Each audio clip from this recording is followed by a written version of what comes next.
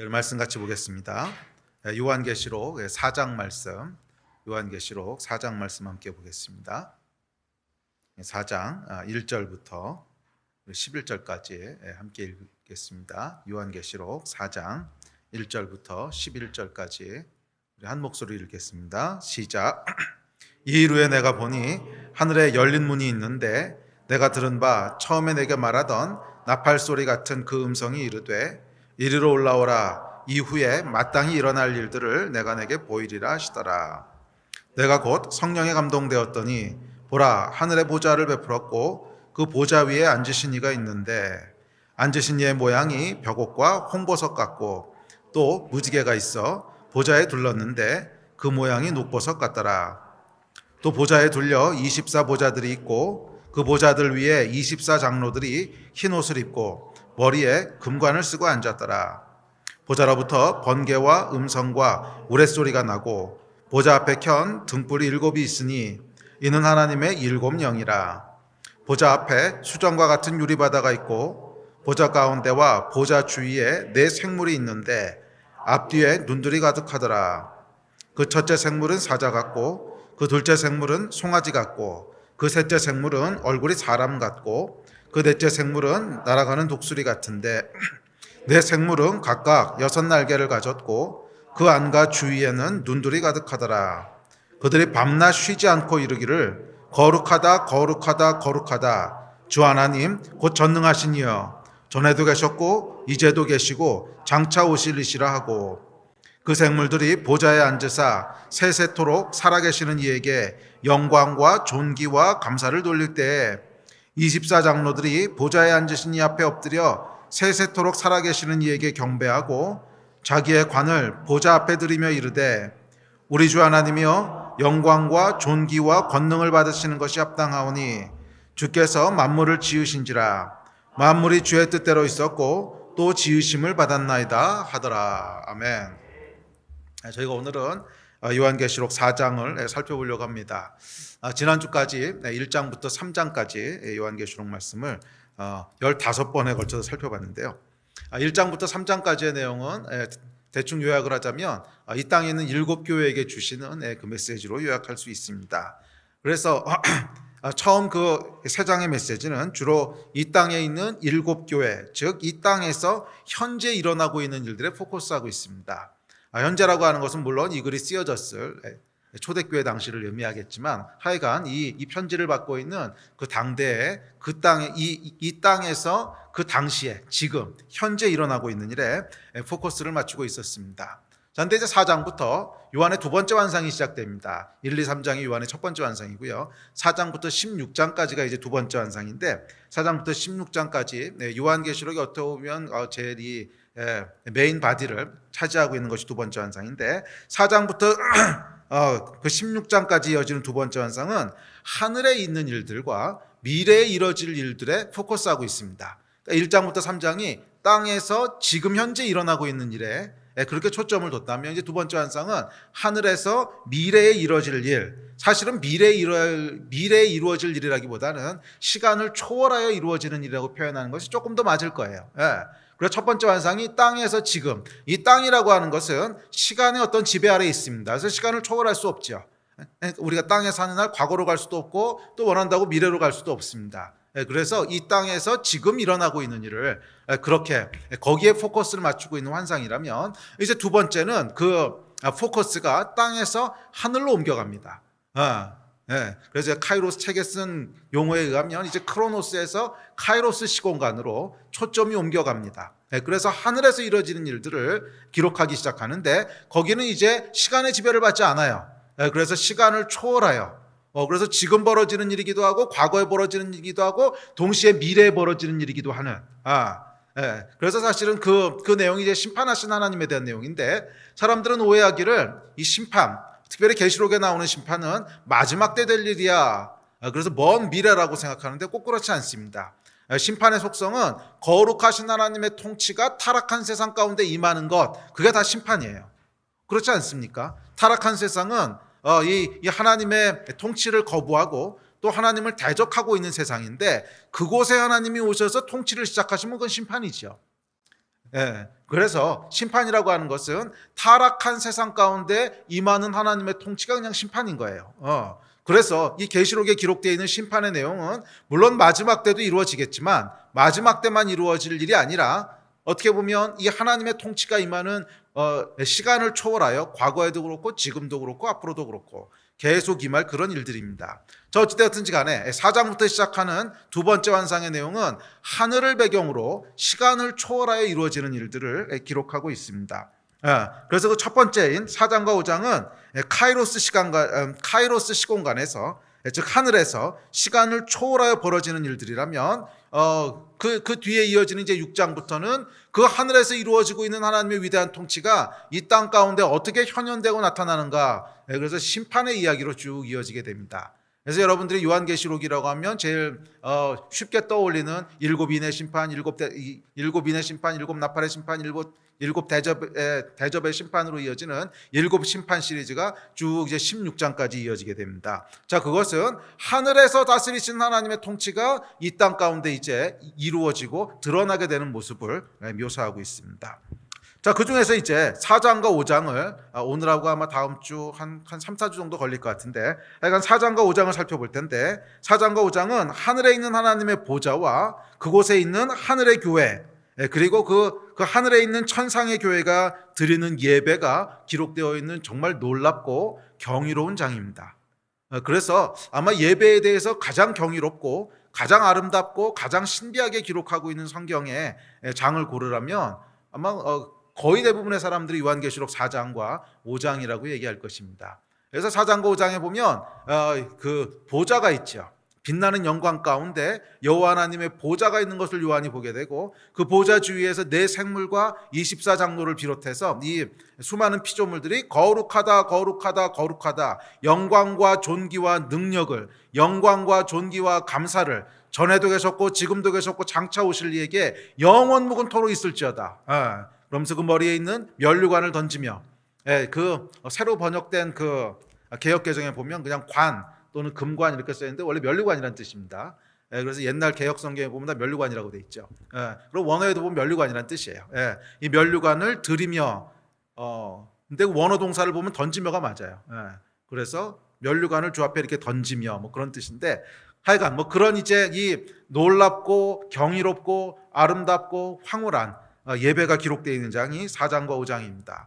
그래서 몇 주에 걸쳐서 이 4장 5장 말씀을 살펴보면서 이 하늘의 교회의 본질은 무엇인지, 그리고 예배는 무엇인지, 또 주의 보좌 앞에 드려진 예배가 어떤 능력이 있는지, 그것이 이 땅 가운데 어떻게 나타나는지 하는 이런 계시록의 메시지들을 함께 살펴보면서 저와 여러분 가운데 놀라운 예배의 기름 부심이 풀어지게 되기를 주의 이름으로 축복합니다. 아멘. 자, 4장부터 시작하죠. 자, 앞서 이야기했듯이 처음 3장, 첫 번째 환상인 1장부터 3장까지가 이 땅의 현실을 성령께서 조명해 주시는, 그래서 이 땅의 현실을 하나님의 관점으로 그렇게 조명하고 있습니다. 그래서 이 땅의 현실을 보면 첫 번째 불의한 현실이 있습니다. 로마 황제가 자기를 신이라고 하고 있는 이 불의한 현실, 그러니까 사실 하나님을 모독하는 거죠. 스스로가 신이라고 하는 이런 신성 모독부터 시작을 해서 또 하나님의 거룩한 백성, 또 죄가 없고 흠이 없는 백성들을 억울하게 핍박하고 죽이고 뭐 그런. 그래서 이 땅의 현실을 보면 억울한 현실이 있고 불의한 현실이 있습니다. 그리고 또 불의한 현실만 있는 것이 아니라, 상황만 그런 것이 아니라 또 우리의 내부를 들여다보면 7교회 이야기에서 나와 있듯이 이 교회들이 불완전해요. 교회들이 힘을 쓰고 또 고군분투하고 어떻게든지 해보려고 노력하지만 그 안에 보면은 죄도 있고요, 또 연약함도 있고, 또 어떤 거 보면 이단의 가르침도 들어와 있고, 또 어떤 것들은 보면 그냥 책망만 맞는 교회도 있고. 그래서 이 안에 보면 그 두 가지 현실들이 우리를 참 낙심케 합니다. 주변에 벌어지고 있는 환경들을 보면 로마의 황제가 자기가 신인 것처럼, 모든 만물을 다스리는 것처럼 그런 이제 신성 모독을 저지르고 있고, 동시에 교회를 핍박하고 고통스럽게 하고 억울하게 하고 있는, 이제 그런 낙심되는 환경이 있고, 또 그 내부를 들여다보면 우리 모습이 그렇다고 저 온전하고 아니, 그렇지도 않잖아요. 보면 우리 아내를 들여다보도 역시 낙심돼요. 보면 연약하지요. 죄도 들어와 있죠. 이단의 가르침도 들어와 있고 또 이세벨의 영도 들어와 있고, 하여간 이런 그 연약하고 죄 가운데 있고 책망받는 그런 불완전한 모습입니다. 죄와 영적인 무기력함과 이단의 가르침과 잘못된 선택. 그래서 이 외적으로 불의한 현실과 내적으로 연약한 현실을 제가 바라보고 있으면요, 우리에게 무슨 소망이 있나 싶습니다. 낙심되고 우울해집니다. 사실 여러분, 지금도 그렇지 않습니까? 이 코로나로 말미암아서 기독교에 대해서 그런 비난이 거세지고, 또 어떤 것들은 오해도 있잖아요. 실제로 교회가 그렇게 한 게 아닌데도 잘못 보도되고 과대돼서 보도되고, 그래서 마치 교회가 반사회적인 사람들의 모임인 것처럼 그렇게 비춰지고, 사실 교회 안에 들어보면 전혀 그렇지 않죠. 교회 안에서 우리가 이상한 짓을 한 것도 아니고, 그렇다고 방역을 소홀히 한 것도 아니고, 사람들이 막 이렇게 마스크 다 벗고 먹고 마시고 노래 부르고 막 이런다고 생각을 해요, 사람들은. 그래서 교회에서 이 코로나가 퍼지니까 교회가 문제다 이렇게 얘기하는데, 아는 사람은 다 알겠지만 교회 와 보면 우리처럼 철저히 하는 데가 어디 있습니까? 지하철이 우리처럼 하겠어요? 음식점이 우리처럼 하겠어요? 어디 가봐도 사실 교회만큼 하는 데가 없거든요. 보면 우리 열 다 재죠. 이 소독 다 하죠. 이거 쓰고 있죠. 마스크 썼지. 우리 지금 쉴드 썼지. 이렇게 하는 데가 어디 있습니까? 그래서 실제로 질본에서도 예배 자체만을 통해서 감염된 예는 지금까지 한 건도 없었다고 그렇게 인정할 정도로, 그런데도 불구하고 지금 오해는 굉장히 심각하지요. 오해는 교회에서 이상한 행위들을 한다고 사람들이 오해하고 있고, 교회는 정말 반사회적이고 비이성적인 사람들이 모여있는 아주 이상한 단체인 것처럼 바라보고, 그런 것들. 근데 또 교회 내부를 이렇게 들여다보면 비난받을 만한 것이 하나도 없고, 우리가 좀 그럴싸하면 우리는 괜찮아. 스스로에 대한 자부감이라도 가질 텐데, 또 교회 내부를 들여다보면 꼭 그렇지만도 않아요. 실망스러운 모습들이 참 많아요. 그렇지 않습니까? 연약한 모습들, 또 교회가 이러면 안 되는데 하는 속상한 모습들, 이런 모습들이 또 우리 안에 있는 것도 사실이에요. 이런 게 여러분 조금만 가중이 돼도 굉장히 낙심되지 않습니까? 작년 아마 그 하반기에 8월 달부터 시작해서 6개월 정도는요 정말 낙심되지 않았어요. 올해 상반기에는 그래도 이제 그러려니 하고 좀 넘어서긴 하는데, 작년 하반기만 하더라도 굉장히 낙심되고 스트레스 받고 그렇게 되죠. 만약 그렇지 않았다는 분이 있다면 교회를 별로 사랑하지 않는 분이야. 교회를 사랑하는 마음이 있는 사람은 그럴 수가 없어요. 굉장히 힘들고 낙심되고 어떤 분노도 올라오고, 그러다 절망이 되기도 하고 이렇지 않습니까? 그게 여러분 이 땅의 현실이라는 거예요. 이 땅의 현실은요, 교회도 불완전하고 환경은 더 악하고, 주변에 있는 사람들은 교회에 대해서 적대적이고, 근데 또 교회 안을 들여다보면 교회도 또 문제가 많고, 이런 것이 이제 우리의 이 땅의 현실이라는 거예요. 이 땅의 현실이라는 거예요. 그래서 그 땅의 현실을 이렇게 보고 있으면은 당연히 낙심이 되고 우울해집니다. 우리는 사실 큰 위기가 왔던 것도 아닌데도 불구하고 마음을 지키기가 쉽지 않았다면 초대교회 정도의 위기가 있었다고 생각해 보세요. 그건 그냥 핍박받고 마는 것이 아니라 많은 형제자매들이 잡혀가서 죽고, 많은 형제자매들이 사자밥이 되고, 그다음에 로마 제국 전역에서 교회는 이상한 반사회적이고 약간 이상한 사람인 것처럼 취급을 받고, 그러면 여러분 스트레스가 얼마나 컸을까 생각해 보세요. 정말 낙심되고 소망도 없고 우울하고 그랬을 것입니다. 자, 요한의 이 두 번째 환상은요, 이런 것을 배경으로 하고 있다는 거예요. 이런 상황을 배경으로 하고 있다는 거예요. 그래서 첫 번째 환상이 이런 상황들을 쫙 이렇게 묘사하면서 하늘로부터 내려오는 하나님의 관점을 얘기하고 있다면, 이제 두 번째 환상이 시작되는데, 이 두 번째 환상은요, 이 땅의 현실과는 전혀 다른 하늘의 현실에 대한 것이에요. 이 땅의 현실하고는 전혀 다른 하늘의 현실에 대한 거예요. 그래서 이 땅에서 절대 권력을 가지고 다스리는 자는 로마 황제예요. 적어도 그렇게 보여요. 그리고 이 땅의 현실은 불의하고 절망적이에요. 이 땅에서 하나님의 백성은 고통 속에서 고군분투하고 있긴 하지만 여전히 짐승처럼 처참하게 그렇게 짓밟혀서 죽고, 또 교회를 향한 사람들의 조롱과 혐한은 점점 무자비하게 쏟아집니다. 자, 그런데 이런 상황 속에서 요한이 열린 문을 통하여 하늘의 현실을 보게 되는 거예요. 열린 문을 통하여 하늘의 현실을 보게 되는데 하늘의 현실은 전혀 다른 현실이 기다리고 있는 거예요. 전혀 다른 현실이 기다리고 있는 거예요. 예. 마치 나니아 연대기에 나오는 벽장 속 세계처럼 세상의 모든 요란한 현실과 소란함이 한순간에 잠잠해지면서 전혀 다른 현실이 그 앞에 펼쳐지기 시작합니다. 예, 사실 이 나니아 연대기가 이 안목을 가지고 쓴 거죠. 우리가 보고 있는 현실만이 전부가 아니라 보지 못하는 세계 가운데 또 다른 현실이 있다고 하는 것을 C.S. 루이스가 기록한 것이 이제 나니아 연대기인데, 하여간 그래서 보이지 않는 또 다른 세계, 하늘을 통하여 하늘의 천상의 세계로 올라가는 순간 이 땅에서의 그 요란했던 폭음 소리와 이 땅에서의 요란했던 고함 소리와 또 우리 안에 막 요동치던 그 수많은 분노와 낙심의 감정들이 일순간에 잠잠해지면서 전혀 다른 세계가 눈앞에 펼쳐지기 시작합니다. 수정과 같은 유리바다가 그 앞에 펼쳐져 있고 무지개와 각종 보석이 빛나고 있습니다. 형언할 수 없는 아름다움 속에서 24장로와 네 생물이 거룩하다 거룩하다 거룩하다 만군의 주 여호와여, 전에도 계셨고 지금도 계시고 다시 오실 이여, 존귀와 영광과 권능이 세세토록 그에게 있을지어다. 찬양하는 소리가 밤낮 끊이지 않고 울립니다. 그리고 이 영광과 존귀와 능력의 빛 가운데 한 보좌가 있어요. 그리고 그 보좌에 앉으신 이 창조주 하나님, 우리 하나님께서 그 위에 좌정하여 계십니다. 할렐루야. 온 우주를 지으시고 온 우주를 통치하시고 다스리시는 이, 그와는 비교할 리가 없고 그하고는 비교할 수 있는 이가 없는 가장 크고 무엇과도 비교할 수 없고 무엇과도 견줄 수 없는 최고의 영광과, 아니 우리말로는 형용할 수 없는 위엄과 존귀와 영광과 아름다움과 이 모든 것을 한 몸에 가지시고 계신, 아니 그것의 자체이신 그분이 보좌 위에 앉아 계신 거예요. 이것이 여러분 열린 문을 통하여 요한이 바라본 하늘의 현실이었습니다. 그리고 그것을 다스리는 것은 당연히 로마 황제가 아니에요. 그것을 다스리고 있는 것은 하나님이셨습니다.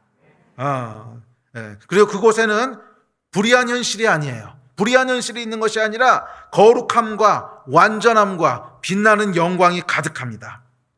그리고 그곳에는 낙심과 절망이 있는 것이 아니라 소망과 기쁨이 충만했어요. 요한의 마음이요 심하게 혼란스럽지 않았겠어요? 아니 이게 뭐지?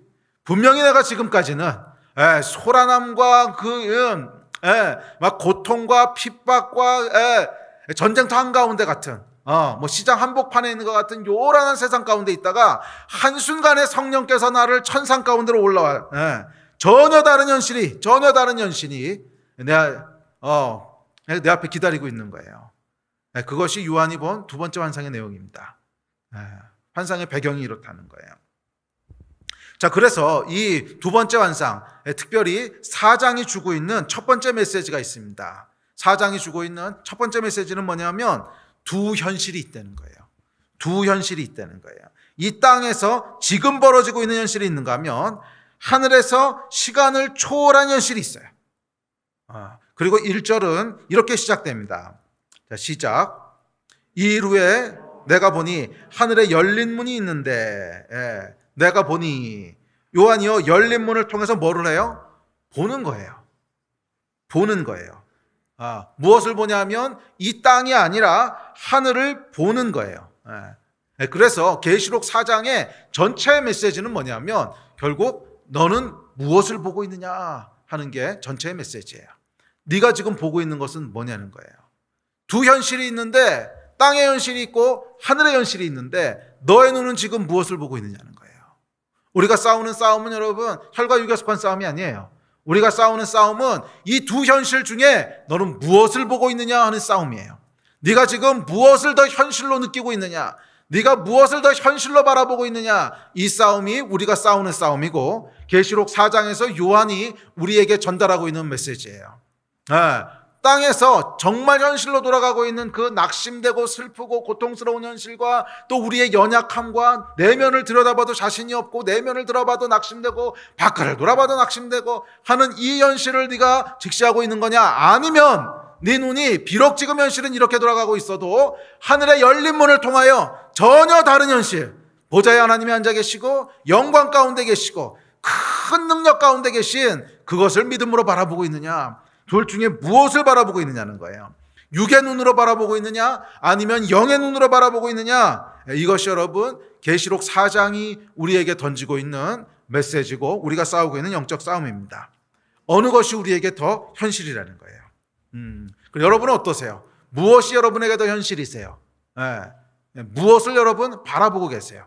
여러분의 눈은 육신의 눈으로 바라보고 계세요? 아니면 영의 눈으로 바라보고 계세요? 그것이 우리가 어떤 존재가 될 것이고 어떤 삶을 살 것인지를 결정하게 되는 거예요.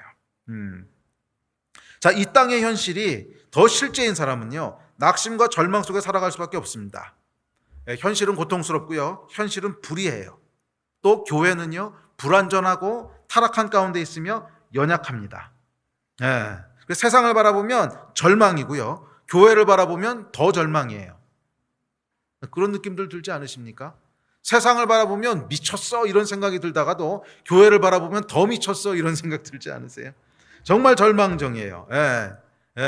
아니 이렇게 연약하고 이렇게 불완전한 교회가 과연 이 역경을 뚫고 마지막까지 승리할 수 있을까? 그래서 여러분, 이 세상을요 정말 진중하게 바라보는 사람들은, 크리스찬들 얘기입니다. 불신자들 얘기할 거 아니고, 진중하게 이 세상을 바라보고 교회의 연약함과 타락을요 심각하게 바라보는 사람들은 굉장히 부정적이 됩니다. 굉장히 부정적이 돼요. 세상에 대해서도 그렇고 교회에 대해서도 그래요. 아니, 이런 교회가 과연 승리할 수 있을까? 이런 교회가 이 땅 가운데 하나님의 영광을 세울 수 있을까? 이렇게 바라보고 있으면요 답이 안 나와요. 아니 뭐 교회까지 갈 것도 없어. 내 스스로를 들여다보면 여러분 답이 나오십니까? 성경에서 우리에게 던지고 있는 그 영광된 하나님의 백성의 그 사명과 데스티니와 그 거룩함에 과연 이룰 수 있을까? 세상에 교회까지 갈 것도 없고 내 안을 들여다보면요 답이 안 나와요. 또 세상의 교회, 우리 교회라고 하는 게 우리죠. 우리 난데 보면 답이 안 나와요. 계산이 안 서요. 야, 이게 과연 가능할까? 야, 이게 과연 가능성이 있을까? 과연 승리할 수 있을까? 굉장히 부정적이 됩니다. 로마 황제가 하나님을 조롱하고 스스로를 신이라고 칭할 때 과연 하나님은 어디 계시는가? 교회가 이렇게 억울한 일을 당할 때 과연 공의의 하나님은 무슨 일을 하고 계시는가? 그런 여러분 의문과 분노가 또 들 때도 있지 않습니까? 아니 공의의 하나님이시라며 왜 이 의를 행하지 않으시고 하나님은 지켜보고만 계시는가? 이해할 수가 없어요. 이 땅의 현실을 바라보면 우리는 그런 마음이 들 수밖에 없다는 거예요. 현실에 대해서도 시험에 들고요, 교회에 대해서도 실망하게 됩니다. 자, 그런데 하늘을 바라보는 사람이 되는 거예요. 땅을 바라보면 그렇게 될 수밖에 없어요. 이것은 여러분 우리 시대의 교회가 특별히 더 타락했기 때문만도 아니고요. 타락하긴 타락했습니다. 우리가 타락하긴 했지만 지난 2000년 동안 교회는 늘 그래 왔어요. 잘 생각해 보세요. 물론 중간중간에 하나님께서 굉장히 특별한 어떤 기간을 통해서 이렇게 세우신 적도 있지만 우리만 그랬던 게 아니라는 거예요. 그러니까 교회는 교회를 바라보면 항상 소망이 없어 보여요. 교회를 바라보면 항상 부정적이 되고요, 교회를 바라보면 항상 사람이요 시니컬해져요. 그래서 사실은 그게 하나님의 뜻이 아니라는 거예요. 저도 젊었을 때 그런 실수들을 참 많이 했어요. 교회가 개혁돼야 돼, 교회가 새로워져야 돼, 좋은 마음에서 한 거예요. 그런데 교회가 새로워져야 되고 교회가 개혁돼야 되고 막 그런 마음을 가지고 교회 안으로 이렇게 들어오잖아요. 그러면 낙심만 돼요. 이게 될까? 근데 제가 이제 한 50대 중반이 넘어서고 나니까 사람이 죄인이에요. 사람이 참 죄인이에요. 그래서 죄인들을 모아놓은 교회가요 소망이 있다고 하는 게 사실은 기적이에요. 죄인들을 모아놓은 교회가 무슨 소망이 있겠어요? 사람은요 정말 안 바뀌어요. 정말 지긋지긋하게 안 바뀌어요. 사람 말할 것도 없이 자기 자신을 보세요. 여러분 바뀌세요? 잘 안 바뀌잖아요. 나이가 좀 드니까 알겠어요. 젊었을 때는요 사람이 어떤 존재인지 잘 몰랐어요. 그래서 개혁하면 되는 줄 알았어요. 개혁하면 되는 줄 알았고 근데 그게 되는 게 아니더라고요. 그래서 그 땅을 자꾸 바라보게 되면은 우리 마음이 어떻게 되냐면 부정적이 되고요, 비판적이 되고, 시니컬해지고 이렇게 되더라고요.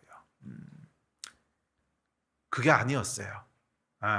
하나님께서 당신의 백성들에게 원하시는 것은 물론 땅의 현실을 도피하라는 얘기는 아닙니다. 그 얘기는 제가 뒤에서 조금 더 할게요. 우리의 현실을 정확하게 인식하고 직시해야 돼요. 그런데 거기에 우리의 중심을 두는 게 아니에요. 우리의 중심은 어디다 두는 거냐면 하늘에 두는 거예요. 하늘에. 아니 인간이 말이에요, 인간의 힘만으로 올바로 설 수 있다면 하나님이 왜 필요하겠어요? 왜 독생자 예수 그리스도를 이 땅에 보내셔서 죽이셨겠어요? 죽어도 사람이 안 변하니까 예수 그리스도를 죽이신 거 아니에요. 사람의 힘으로는 아예 소망이 없으니까, 그래서 하나님께서 이 땅에 역사하신 거잖아요. 그래서 인간을 바라보고 세상을 바라보면 소망이 없는데 우리의 눈을 요한처럼 들어서 하늘을 바라보고 그 열린 문을 통하여 그곳에 있는 보좌와 그 보좌에서 다스리시는 위대한 왕, 위대한 창조주, 전능하시다는 말로도 다 표현할 수 없는 하나님의 그 영광을 볼 때 우리 안에 새로운 마음들이 움직이기 시작하는 거예요. 새로운 마음들이 움직이기 시작하는 거예요.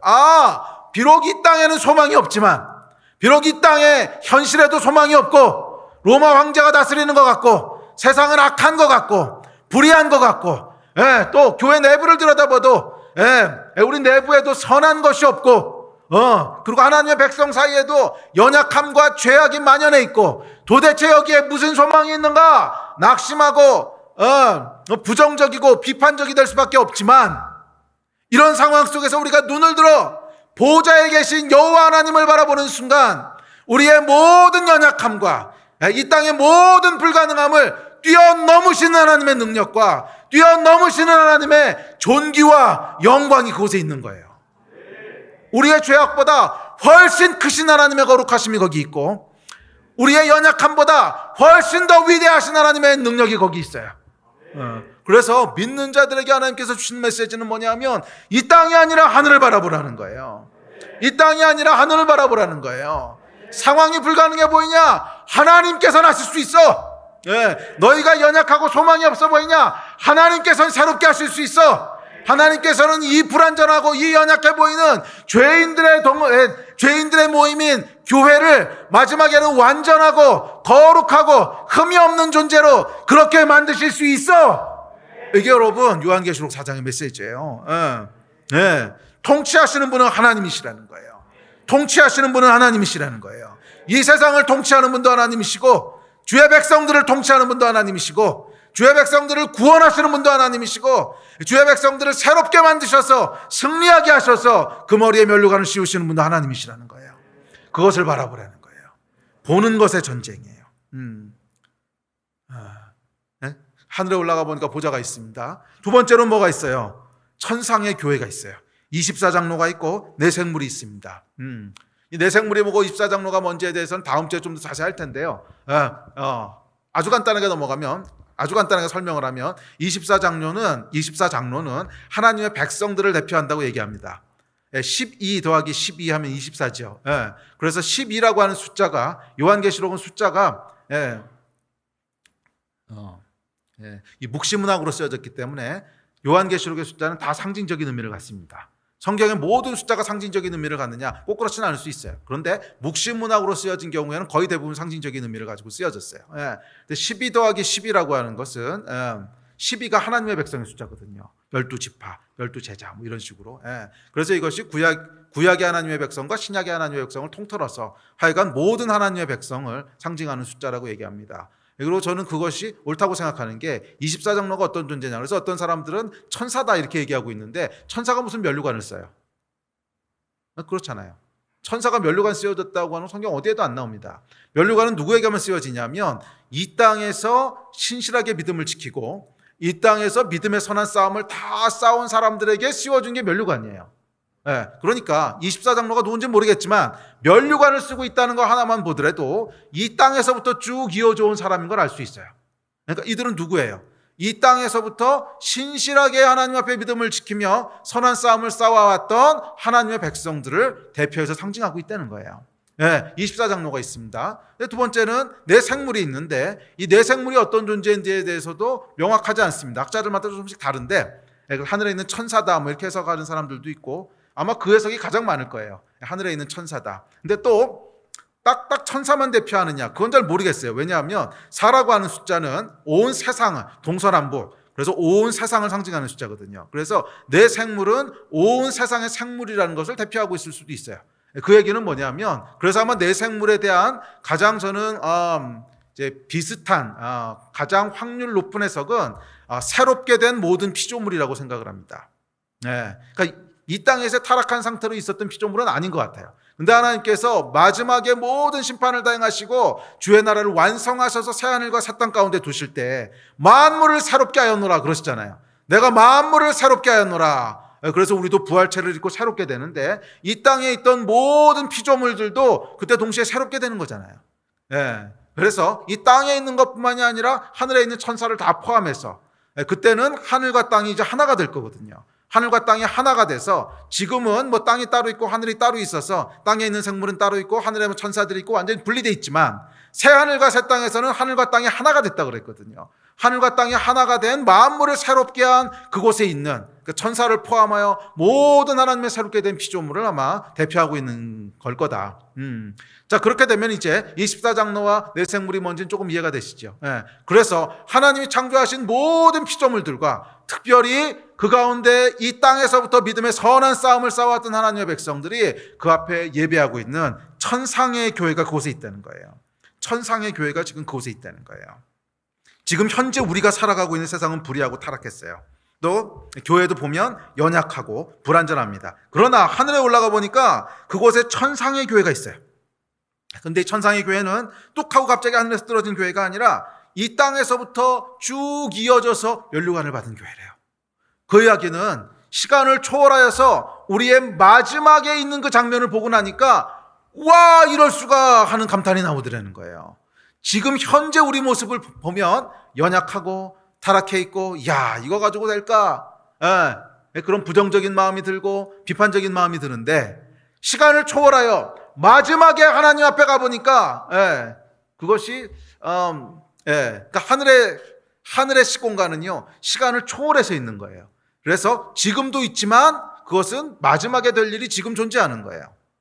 전에도 있었고 지금도 있었고 장차 오실 리가 그냥 한 시간 가운데 존재하는 거예요.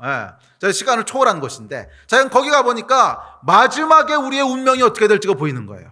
야, 이 땅에서는 정말 비리비리하고 야, 이 땅에서는 정말 어떻게 보면 찌질하고 정말 어떻게 보면 이게 과연 될까 막 이랬던 사람들인데 그곳에 가보니까 전혀 다른 마지막 장면을 보게 되는데 그 마지막 장면은 그 비리비리하고 연약해 보이고 정말 될까 하던 사람들이 이 땅의 모든 싸움을 끝까지 싸워서 이기고 승리하고 그리고 하나님께서 주신 영광의 면류관을 받아서 주님의 보좌만 있는 게 아니라 24장로의 보좌가 그 가운데 있고 그곳에서 함께 영원히 다스리는 그 영광된 모습을 보는 거예요. 와, 교회가 이런 존재구나. 아, 천상의 교회는 이런 존재구나. 그 천상의 교회는 우리와 분리되어 있는 다른 교회가 아니라 우리가 앞으로 될 교회의 모습이라는 거예요.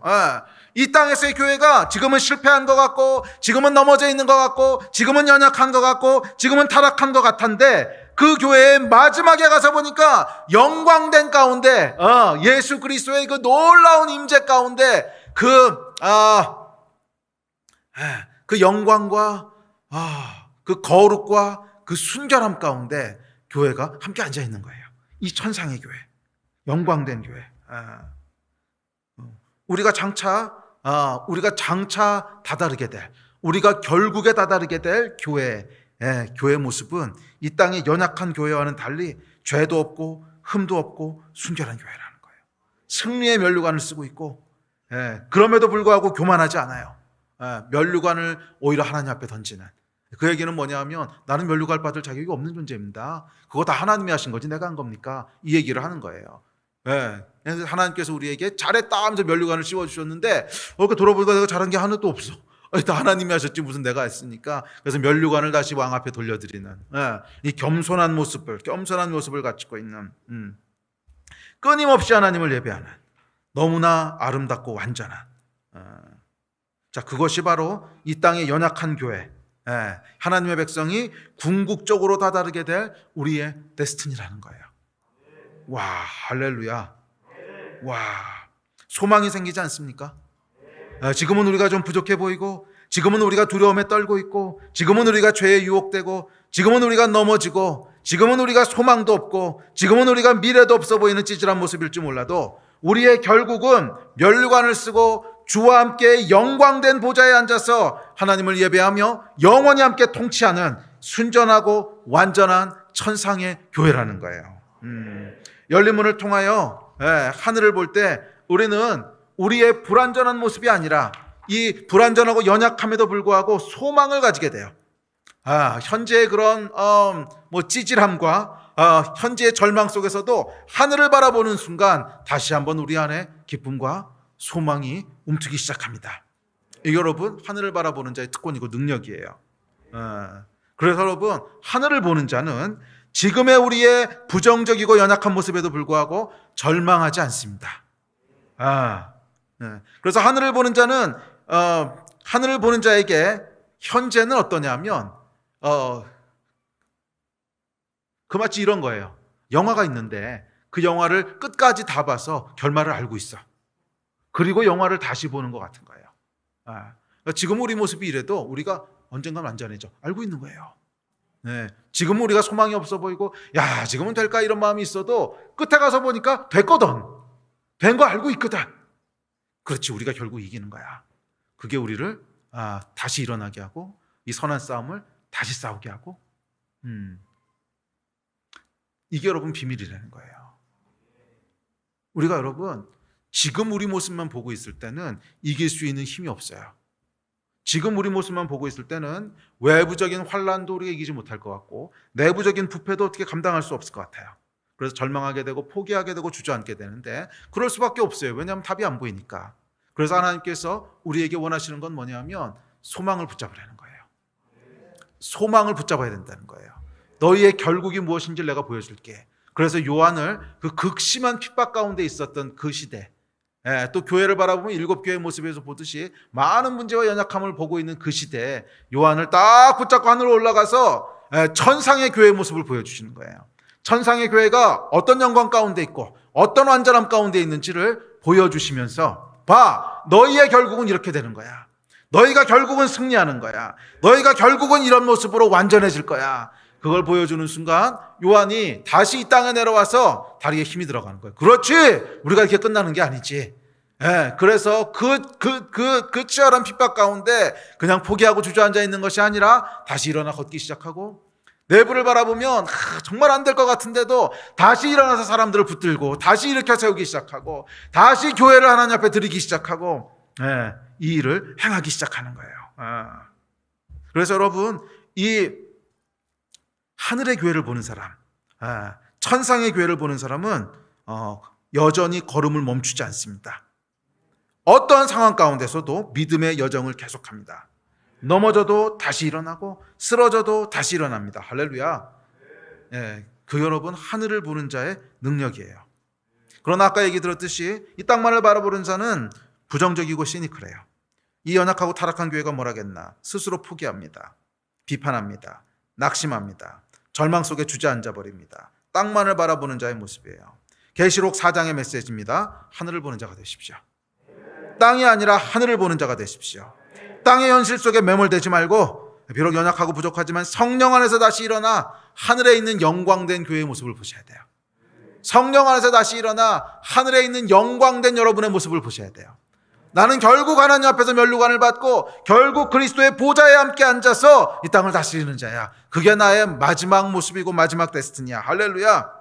우리가 비록 지금은 연약해도 결국 그렇게 될 거야. 그것이 하나님이 정하신 우리의 데스티니야. 이 하늘의 현실을 볼 때 우리가 다시 힘을 얻게 되고요. 다시 일어나게 되고 다시 걷게 되는 거예요. 아멘. 오늘 여러분의 현실은 어떻습니까? 혹시 낙심되십니까? 둘러싸고 있는 환경은 어떻습니까? 혹시 절망적이십니까? 이 현실을 우리가 외면할 수는 없습니다. 그러나 이 현실 속에 매몰되지는 마세요. 매몰되지는 마세요. 요한처럼 눈을 들어 열린 문으로 들어가 하늘의 현실을 봐야 됩니다. 그게 유일한 해답이에요. 땅에서 아무리 우리가 힘써도 이것을 다 이길 수 없어요. 우리를 이길 수 있게 하는 힘은 어디서부터 오냐면 소망으로부터 오는데, 그 소망은 하늘의 현실을 보는 거예요. 그 하늘의 현실을 볼 때 지금의 우리 모습을, 지금의 우리의 연약하고 찌질하고 루저 같고 실망스럽고 낙심되고 그렇더라도 다시 걸어갈 수 있게 돼요. 다시 여정을 계속할 수 있게 돼요. 믿음의 선한 싸움을 싸울 수 있게 돼요. 그래서 우리는 결국 천상의 영광스러운 교회의 모습으로, 교회의 모습까지 그렇게 다다르게 될 것입니다. 아멘. 아멘. 이게 계시록 4장 전체의 주제입니다. 자, 그렇다면 이제 두 번째 메시지, 어떻게 우리가 이 하늘의 현실을 볼 수 있는가? 어떻게 우리가 하늘의 현실을 볼 수 있는가? 자, 계시록 4장의 1절과 2절은 하늘의 초대에 대한 얘기입니다. 하늘로부터 초대장이 날아오는데 어떻게 우리가 하늘의 초대를 받을 수 있는가 하는 것을 저에게 이렇게 전해주고 있습니다. 1절 2절 같이 읽습니다. 시작. 2일 후에 내가 보니 하늘에 열린 문이 있는데 내가 들은 바 처음에 내게 말하던 나팔 소리 같은 그 음성이 이르되 이리로 올라오라. 이후에 마땅히 일어날 일들을 내가 내게 보이리라 하시더라. 내가 곧 성령에 감동되었더니 보라, 하늘에 보좌를 베풀었고 그 보좌 위에 앉으신 이가 있는데. 자, 첫째 이 하늘의 초대는요, 그 구절 좀 잠깐 띄워놔 줄래요? 2일 후에 일어났어요. 2일 후에. 자, 2일이라고 하는 건 무슨 일이에요? 요한의 첫 번째 환상을 얘기하는 거죠. 2일 후에. 1장부터 3장까지의 내용. 2일 후에 일어났다는 거예요. 자, 이 일은 무슨 일이었냐면 이 땅의 교회들의 현실과 또 처한 상황에 대한 성령님의 권면이었어요. 성령께서 교회에게 하시는 말씀, 귀 있는 자는 들을지어다. 자, 하늘을 보는 것은 여러분 현실을 직시한 후에 일어난다는 거예요. 하늘을 바라보는 것은 어떤 사람들은 현실을 무시하고 도피하는 경우가 있어요. 그래서 현실에 일어나는 일들이 너무 괴롭고 아무것도 안 될 것 같으니까 아유 몰라 그러고 그냥 하늘을 바라보는. 아니 여러분, 그렇게 일어나지 않았다는 거예요. 계시록의 순서가 있죠. 1장부터 3장까지 지금 이 땅에서 일어나고 있는 모든 현실을요 조금 이렇게 찔릴 정도로 정확하게 권면을 하십니다. 조금 뭐 그렇게까지 말씀하셔 할 정도로 직접적으로 말씀을 하세요. 이 과정이 반드시 필요해요. 우리가 하늘의 현실을 본다고 했을 때 땅의 현실에 눈을 감아버리는 게 아니에요. 땅에서 일어나는 현실을요 좀 상처가 될 정도로 대면해야 돼요. 그래서 하나님께서 7교회 현실을요 아주 다이렉트로 얘기하잖아요. 사실 그 7교회들이 그렇게 만만한 교회들이 아닙니다. 초대교회가 굉장한 핍박 가운데서 진짜로 큰 대가를 치르면서 살아남았던 교회들이에요. 그래서 어떻게 보면 교회들도 뭐 이 정도로 우리가 희생을 치르면서 순교자도 많이 나왔는데 좀 위로해 주시지, 이런 마음이 있었을 것 같아요. 그런데 1장부터 3장까지 내용을 보면 굉장히 하나님께서 아주 직설적으로 말씀하세요. 뭐 칭찬할 것도 물론 있지만 너희 안에 문제가 있다. 그래서 이단의 가르침을 허용한 것, 뭐 연약한 것, 차지도 덥지도 않은 것, 첫사랑을 버린 것, 아주 정확하게 현실의 문제들을 말씀하십니다. 그리고 2일 후에 하늘에 천상의 교회를 보여주세요. 그러면 여러분 이 하늘의 초대를 받고 하늘의 하늘의 현실을 보게 되는 것은 2일 후에 일어난다고 하는 것을 기억하십시오. 우리 현실에 대한 것들을 성령 안에서 먼저 대면하셔야 돼요. 도피하면 안 돼요. 지금 내가 어떤 상황이고 어떤 문제가 있고 뭐라고 하나님께서 나에게 권면하시고 뭐라고 책망하시고 지금 우리 상황에서 일어나고 있는 일이 뭔지에 대한 걸 정확하게 대면하셔야 돼요. 성령 안에서 그 현실을 대면하고 그래서 그것을 겸손하게 인정하고 그리고 그것으로 말미암아 마음 아파하고 그 현실을 정말 하나님 안에서 어떻게든지 극복해 가려고 애쓰는 사람, 그 사람에게 하나님께서 2일 후에 하늘의 초대가 임하는 거예요. 그러니까 현실의 문제에 대해서는 몰라 그러고 손 놓고 있는 사람에게 어느 날 하늘의 초대장이 임하는 게 아니에요. 요한은 여러분 절대 그러지 않았습니다. 요한의 입장에서 한번 생각해 보세요. 요한은 그 좀 낙심되고 절망스러워 보이는 것 같은 상황 속에서도 마지막 숨을 거두는 순간까지 교회를 섬기고 목회의 일을 하는 것을 한 번도 포기한 적이 없어요. 그렇지 않아요? 그 현실 속에서 뭐 이따위 교회가 다 있네 이러고 포기했거나 어차피 안 돼 그러고 손 놓거나 이런 적이 없다는 거예요. 그 모든 연약함과 모든 문제들과 모든 어려움들과 해도 안 될 것 같은 이 상황들을 다 알면서도 한 번도 포기하지 않아요. 그냥 그 상황을 직시하고 연약함을 인정하고 그 상황 가운데서도 어쨌거나 하나님께서 다시 한번 우리를 붙잡아 주시고 일으켜 주실 것을 믿는 가운데 그 상황을 그냥 계속 붙잡고 그냥 묵묵히 하나님 앞에 가는 거예요. 네. 그런 사람에게 하나님이 하늘의 문을 열어주시는 것이지 현실의 문제들을 다 내팽겨줘서 그리고 그냥 하늘의 현실만 보면 모든 게 해결될 거야. 아니요 여러분, 그게 로또로 해결되는 게 아닙니다. 현실의 문제를 직시한 후에 하늘의 환상이 열렸어요. 이 이야기를 꼭 기억하시기 바랍니다. 자, 두 번째 있습니다. 2일 후에 요한이 눈을 들어 하늘을 보니 거기 열린 문이 있습니다. 현실을 직시하고 대면하는 것, 그 다음 단계가 있는데 그것은 두 번째는 눈을 들어서 하늘을 보는 거예요. 요한이요 눈을 들어서 하늘을 보기 시작합니다. 그러자 거기에 열린 문이 있습니다. 자, 근데 열린 문이라고 하는 거 원어를 보면요 완료 분사형으로 쓰여져 있는데 완료 분사형이라는 건 무슨 뜻이냐면 이미 열려 있고 지금도 계속 열려 있고 그래서 과거부터 지금까지 쭉 열려 있는 상태라는 거예요. 지금 딱 열린 게 아니라 과거부터 지금까지 쭉 열려 있는 상태라는 거예요. 자, 그런데 왜 요한에게만 이때 이 시점에게 딱 열린 문이 보였을까요? 이유는 여러분 어렵지 않습니다. 눈을 들어 하늘을 봤으니까 보인 거죠. 그 전까지는 안 보고 있었다는 거예요. 계속 열려 있었는데 그러니까 이 원어의 뉘앙스는 뭐냐면 하늘을 딱 보니까 전혀 없던 열린 문이 갑자기 탁 나타난 게 아니라는 거예요. 계속 열려 있는 문이 있었다는 거예요. 그런데 안 보고 있었다는 거예요. 이해되세요? 무슨 뉘앙스인지? 자, 이 요한이 이때 하늘의 열린 문을 보게 된 이유는 뭐냐면 그때 고개를 들어서 하늘을 봤기 때문에 본 거예요. 자, 하늘을 본다고 하는 것은 뭐냐면 하늘에 대한 소망을 의미하는 거예요. 하늘에 대한 소망. 요한이 현실을 대면했을 때 그 현실은 잔인할 만큼 고통스럽고 절망적입니다. 그리고 사람들은 이 절망적인 현실 앞에서 보통 두 가지 반응을 보이게 되는데 첫째는 이 현실을 나의 힘과 능력으로 타파해 보려고 바쁘게 움직이는 거예요. 그런 사람들이 첫 번째 부류의 사람들이에요. 보통 그렇지 않습니까? 우리 앞에 어떤 문제가 생겼어요. 좀 어려운 일들이 생겼어요. 그러면 그거 해결해 보려고 그러니까 저 같은 담즙질은 특별히 그래요. 뭐가 이렇게 생기잖아요. 그럼 일단 어떻게 해결할지에 대한 거 막 생각을 하고 일단 뛰어다니기 시작합니다. 이리 뛰고 저리 뛰고 하면 막 바쁘게 움직입니다. 그러다 보면 하늘을 볼 여유가 없어요. 바쁘게 움직이니까 땅만 보이는 거예요. 당연히 땅만 바라봅니다. 이미 하늘에는 문이 열려 있는데 하늘을 볼 여유가 없는 거예요. 바쁘게 움직이느라고. 자, 두 번째 부류의 사람이 있습니다. 두 번째 부류의 사람은요 낙심하고 절망해서 모든 힘을 잃어버린 사람이에요. 이건 어차피 해봐야 안 돼. 소용없어. 이미 할 만큼 다 해봤어. 노력도 해봤고 희생도 할 만큼 해봤고 기도도 새벽기도 금식기도 다 해봤고 안 돼. 그래서 더 이상 힘이 없습니다. 이 사람도 여러분 하늘을 쳐다보지 않습니다. 왜? 힘이 빠져서요 그냥 고개를 떨구고 있는 거죠. 이렇게. 그러면 당연히 땅만 보입니다. 고개가 떨어졌는데 하늘이 보이겠습니까? 이렇게 해서는 하늘의 초대를 받을 수 없다는 거예요. 그래서 이 두 가지 반응이 아니라 세 번째 반응을 해야 되는데 이 세 번째 반응을 해야 비로소 하늘의 초대가 임하는데 그것은 고개를 드는 거예요. 하늘을 바라보는 거예요. 하늘을 바라본다고 하는 것은 소망을 갖고 갈망을 갖는다는 거예요. 주님, 비록 우리가 지금은 연약하고 주님, 비록 우리가 지금은 절망적으로 보이지만 나는 여전히 주님을 바라봅니다. 나는 여전히 하늘의 도우심을 갈망합니다.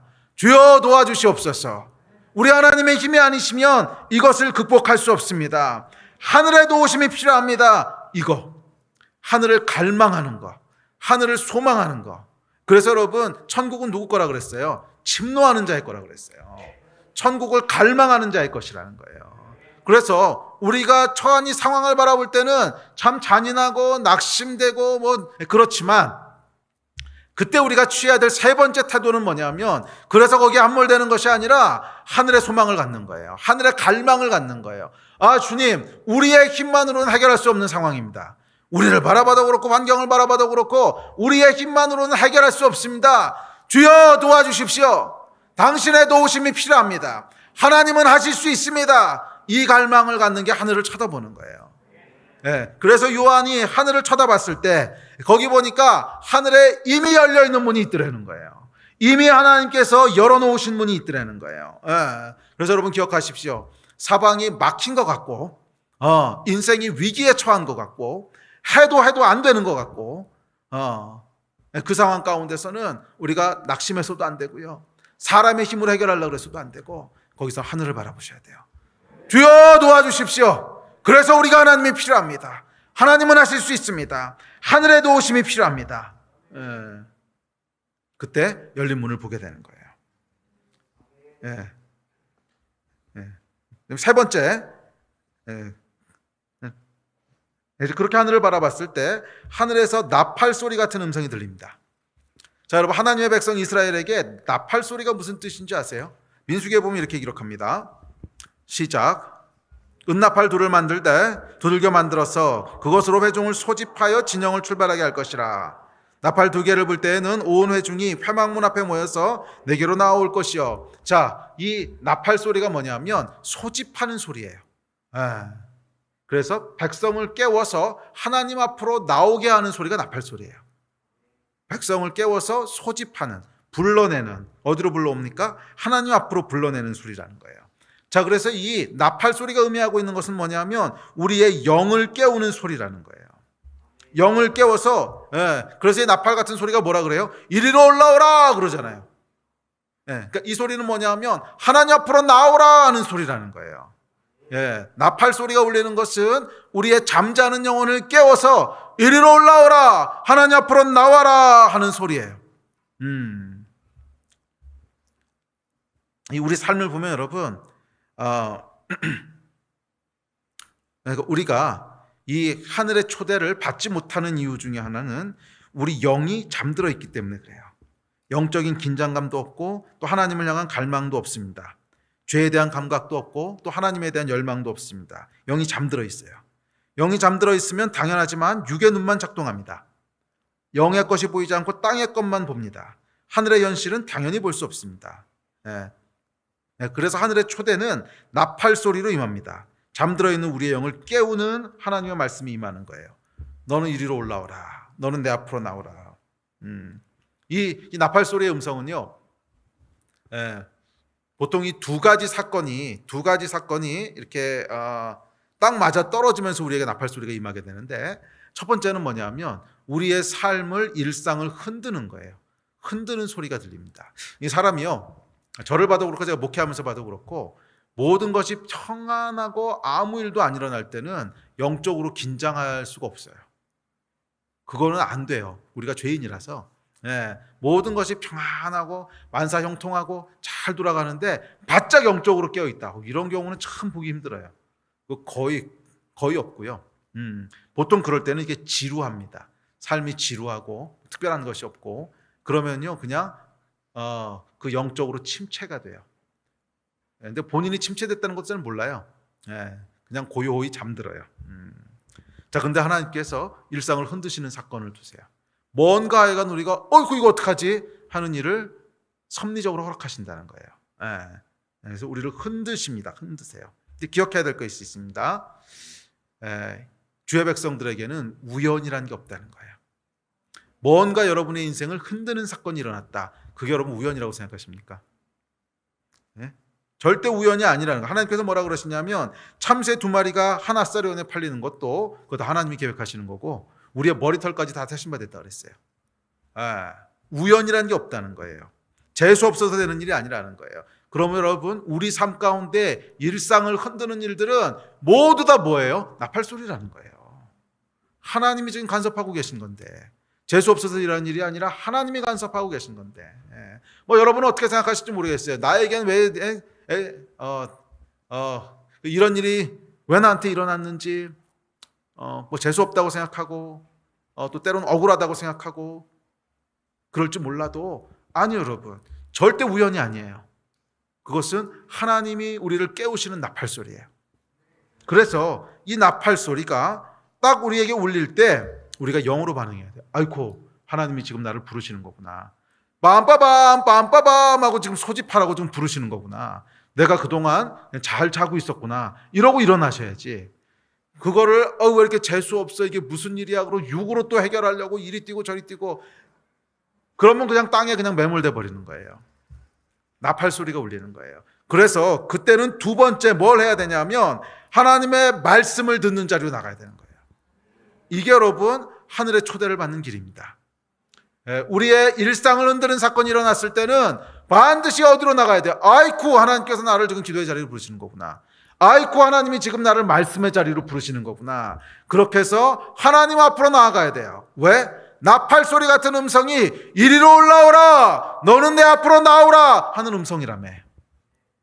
나팔 소리 같은 음성이 이리로 올라오라, 너는 내 앞으로 나오라 하는 음성이라며요. 네.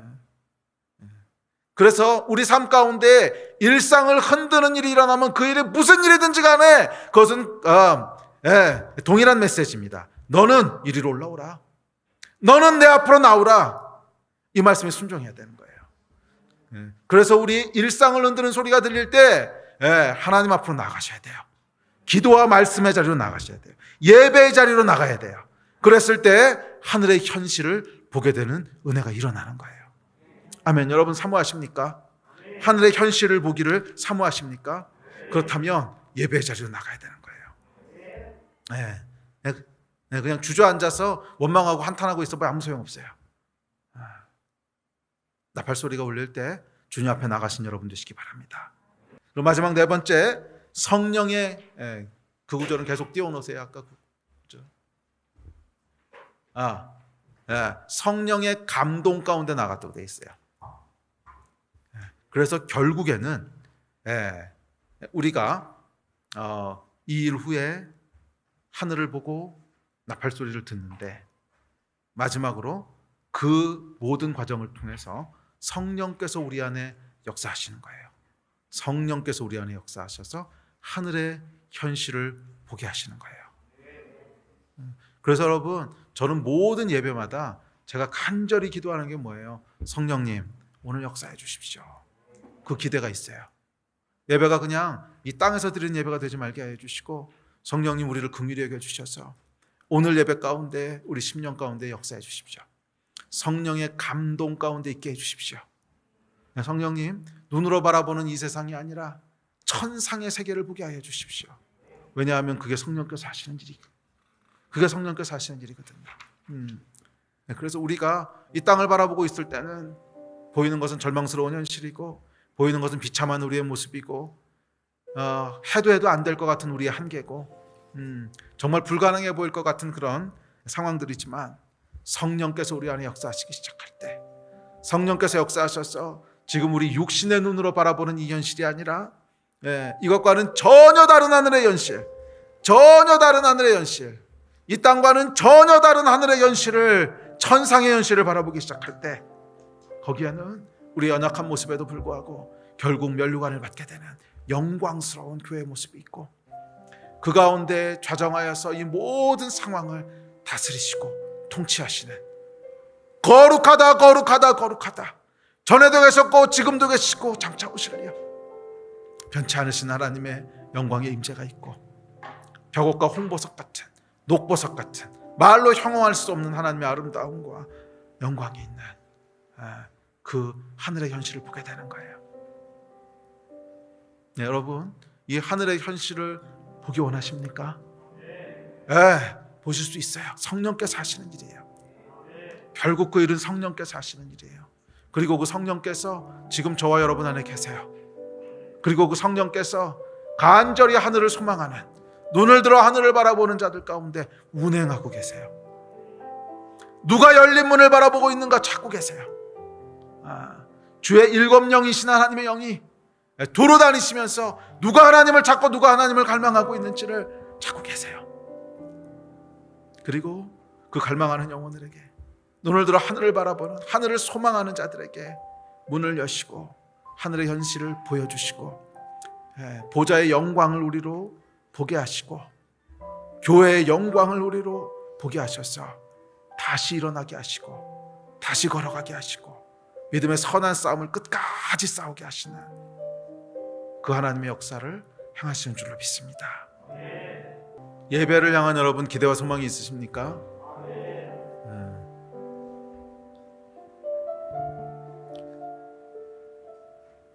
제 안에 계신 성령께서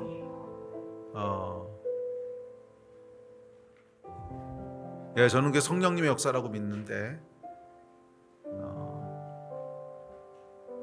지난 20년 동안 정말 한 번도 예배에 대한 기대를 포기하지 못하게 하셨어요.